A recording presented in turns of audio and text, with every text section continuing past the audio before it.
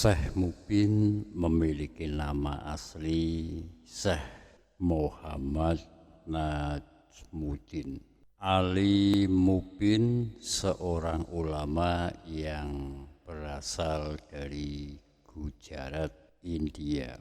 Ia adalah seorang buyut dari wali sekaligus ulama sejagat raya yang sering dikirimi doa oleh kaum muslimin ketika bertawasul, yakni Syekh Abdul Qadir Al-Jailani.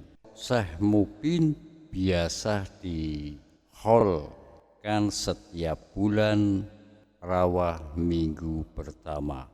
Namun karena tanggal 1 rawah tidak pasti harinya bertepatan, maka untuk memudahkannya adalah dengan menetapkan haul Syekh Mubin setiap minggu pertama pada bulan Rawa.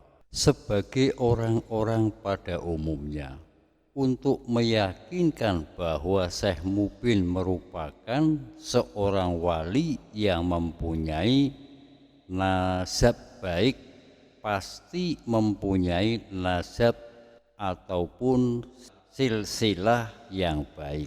Sesudah dikatakan di atas bahwa Syekh Mubin masih keturunan dari Syekh Abdul Qadir Al-Jailani. Urutan silsilahnya adalah Syekh Mubin bin Syekh Musan bin Syekh Wahab bin Syekh Abdul Qadir Al-Jailani. Itu berarti secara tidak langsung Syekh Mubin juga keturunan dari baginda Rasulullah Muhammad Sallallahu Alaihi Wasallam.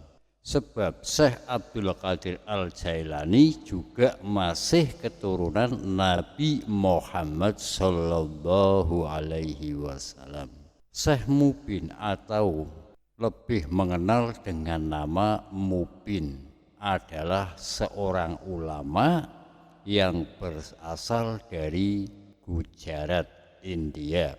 Ia dikirim oleh sang guru untuk ditugaskan berdakwah, menyebarkan ajaran-ajaran agama Islam ke tanah Jawa, tepatnya di antara Kulon Progo dengan Sungai Serayu, Cilacap. Sekitar tahun 1646 Masehi, Syekh Mubin menyebarkan dakwah Islamnya di tanah Kebumen, khususnya di bagian pesisir pantai selatan Desa Ayum Putih, Bulus Pesantren. Berdasarkan data yang menulis peroleh dari hasil wawancara dengan juru kunci sekaligus masih keturunan Syekh Mubin, yakin saudara Saiful Wahab bahwa Syekh Mubin merupakan guru dari putra wali di tanah Jawa, termasuk Wali Songo. Sebagaimana para guru pada umumnya, ia juga mempunyai satu murid yang sangat disayangi, yaitu Sultan Hanjoko Kusumo, anak pertama dari Amangkurat, Raja Mataram Islam ketiga. Mataram pada saat itu merupakan kerajaan yang pro dengan VOC, dan Sultan Hayam-Wuruk Kusuma tidak setuju dengan perlatian yang dilakukan perihal kerajaan VOC Belanda tersebut. Karena jika hal itu terus berlangsung, maka sering terikat, rakyat pun akan melalui menderita. Dalam arti mencari pangan dan pakal pun akan susah, sebab perekonomian pribumi diusung habis oleh Belanda. Sultan Haryoko Kusumo menantang pertalian ayahandanya yang benih orang nomor satu di kerajaan Mataram Islam.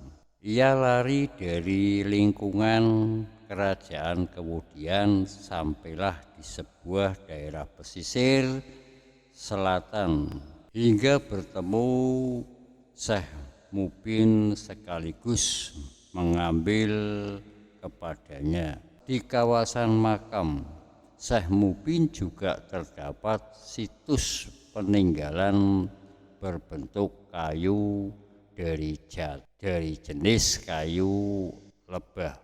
Konon tungkak kaki ini dulu digunakan Sultan Ageng untuk semedi atau bertapa. Konon kayu ini dulu sebagai tempat bertempat adalah satu dari sekian banyak murid Syekh Mubin, yaitu Sultan Haryoko Kusumo. Oleh karenanya, kayu itu pun dipercaya memiliki kekuatan yang tidak sembarangan. Menurut Suswanto dan berdasarkan cerita fakta rakyat sekitar makam, kayu ini tidak mempan dipotong. Setiap akan memotongnya, setiap akan menghancurkannya dengan wuju, bacak, kampak, ataupun dengan alat pemotong kayu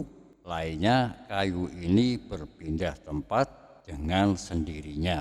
Bahkan kepalanya pun akan hilang sendiri. Dengan sekejap mata akan memotongnya tidak tahu, karena kayu leban memang pada dasarnya terkenal sebagai jenis kayu yang keras. Sekian dulu. Wassalamualaikum warahmatullahi wabarakatuh.